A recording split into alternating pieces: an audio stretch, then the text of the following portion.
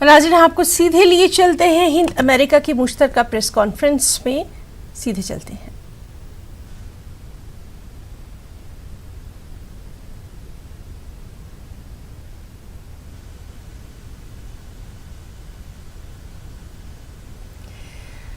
तो नाज़रीन, ये था वो पल जिसका सभी को इंतज़ार था। सभी की नज़रें इस अहम मुश्तरकः प्रेस कॉन्फ्रेंस पे थी, जिसमें अमेरिकी सदर डोनल्ड ट्रंप ने कई बार हिंदुस्तान की मेज़बानी का शुक्रिया अदा किया। कई चीज़ों का उन्होंने यहाँ पर जिक्र किया।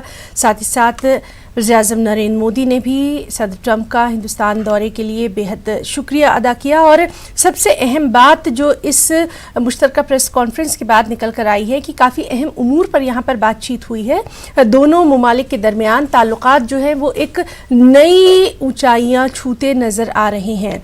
और जिस तरह से वज़ीर-ए-आज़म नरेंद्र मोदी ने कहा कि 8 महीनों में 5 बार सदर ट्रंप से उनकी जो है ये